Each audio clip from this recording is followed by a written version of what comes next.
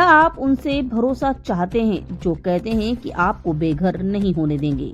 चुनाव खत्म हो गए हैं और डोंबिवली में समर्थ कॉम्प्लेक्स पर फिर से तोड़फोड़ की तलवार लटकी हुई है। शिवसेना बीजेपी आक्रामक। डोंबिवली के एरेगांव इलाके में समर्थ कॉम्प्लेक्स की इमारत का मामला फिर से उठ रहा है और इसके करीब 63 परिवारों के बेघर होने का डर सता रहा है। Kalyan Dombivli municipal corporation KDMC ने इन इमारतों को गिराने के लिए एक और नोटिस जारी किया।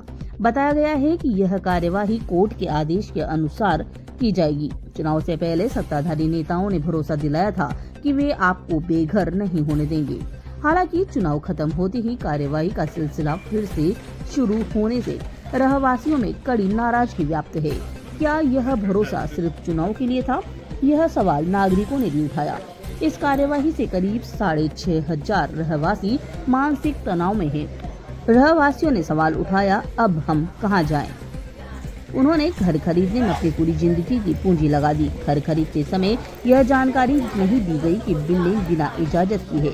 अब अचानक नोटिस मिलने के बाद परिवार बड़ी मुश्किल में पड़ गए हैं। इसी बीच इस मुद्दे पर राजनीतिक माहौल गर्मा गया। बीजेपी नगर सेवक दीपेश म्हात्रे ने प्रशासन पर पक्षपातपूर्ण कार्यवाही का आरोप लगाया है और दावा किया कि सिर्फ समर्थ कॉम्प्लेक्स को ही निशाना क्यों बनाया जा रहा है। काय झालं नेमकं? आता हे तोडायच्या एकदम ह्याच्यावर आलंय तर आम्ही आता कुठे जाणार? या एक तर मुलांची 10वीची परीक्षा पेपर आले आहेत आता जवळ, मग आम्ही आता मुलांना कसं काय करू शकतो? कुठे परीक्षेला कसं काय? आणि आम्ही आता जाणार तरी कुठे या वेळेला? काय मागणी? हा, तुझी मागणी काय? आमची मागणी आम्हाला घर तरी द्या, नाही तर आमचे पैसे तरी द्या, बस एवढंच आमच्याकडे. आणि नाही दिलं तर आम्ही काहीतरी जीवाचं बरं वाईट करून घेणार फायनली. आणि मी समर्थ कॉम्प्लेक्समध्ये राहतो. तर मागे पण वारंवार KDMC वाले ना एवढा आम्हाला त्रास दिले ना आता आम्हाला म्हणजे तोंडातून शब्द निघत नाही की काय बोलू. आता ते येतात, कधी ऑफिशियली येतात, कधी अनऑफिशियली येऊन लावून जातात. काय सांगत नाही, काय बोलत नाही, कुणाशी भेटत नाही, डायरेक्ट नोटीस लावतात. आणि आम्ही 20 तारखेला नोटीस लावली, डायरेक्ट बोलले 6 तारखेला आम्ही येऊन बिल्डिंग तोडणार आहे. आता आम्हाला सांगा की बिल्डिंगमध्ये म्हातारे माणसं आहे, 10वीचे मुलं आहे, त्यांचं एक्झाम आहे, आमच्या कामाचं आहे, आम्ही कामामध्ये लक्ष देऊ. आम्हाला एक साईडला लोन चालू आहे, लोन भरू की इकडे आम्ही बिल्डिंग वाचू की आम्ही म्हणजे यांच्या मागे फिरत बसू? हे कसं? आणि KDMCचं मला एक पटत नाही की जर तुम्ही 5 वर्ष तुम्ही एक बिल्डिंग एक दिवसात बांधत नाही. आपण 5 वर्ष लागतो एका बिल्डिंगला बांधायला. जर तुम्ही तेव्हाच ही ॲक्टिव्हनेस तुम्ही दाखवलं असतं तर आज आम्हाला हा दिवस बघायला लागला नसतं. आणि जे बँकांनी लोन पास केलं आहे, बँक आमच्या प्रधानमंत्री आवास योजना आलेलं आहे, पैसे आले, रजिस्ट्रेशन झालं आमचं, बाकीचं आमचे सर्व ओके होते. हे सर्व व्हायला एक दिवसात होत नाही.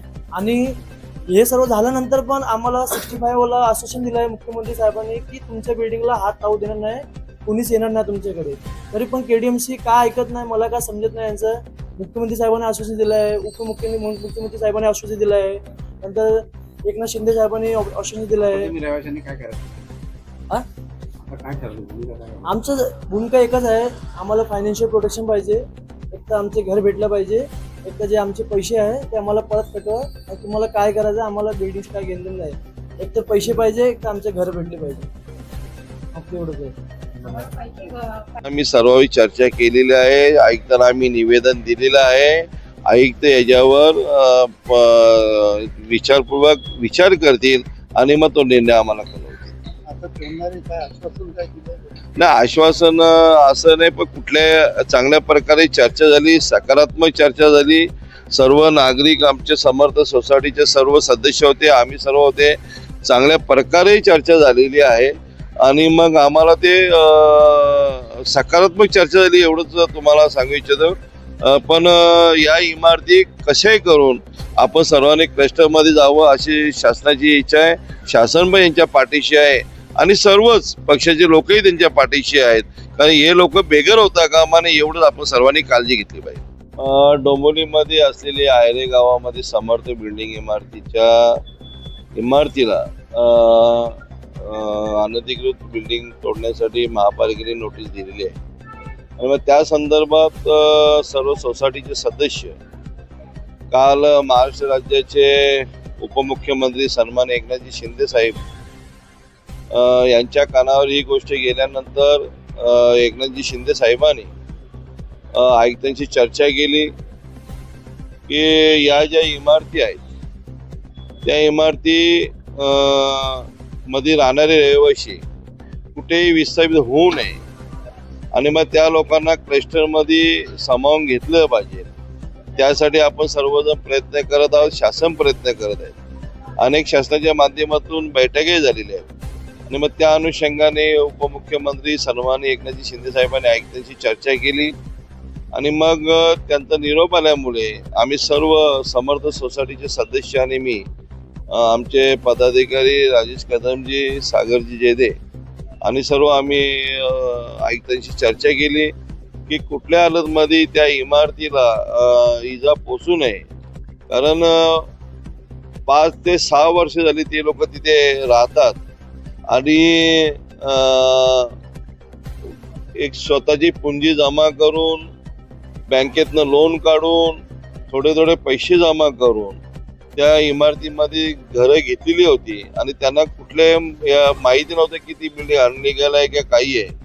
आणि ज्यांनी त्यांची फसवणूक केली त्यांच्या कारवाई नक्कीच झाली पाहिजे. पण इमारतीवर कारवाई न होता त्यांना विस्थापित न करता त्यांची इमारत कशी वाचेल याकडे आपण लक्ष दिलं पाहिजे. तिला क्लस्टरमधून जाऊ द्या किंवा कशाही माध्यमातून जाऊ द्या, पण ती इमारत वाचली पाहिजे.